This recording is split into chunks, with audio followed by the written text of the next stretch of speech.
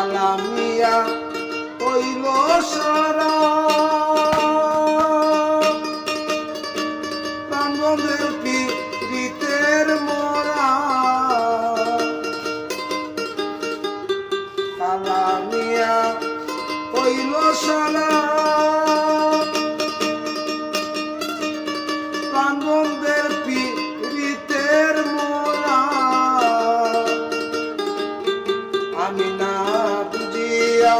বন্ধুর শোনে পীড়িত বাড়াইলাম হায়রে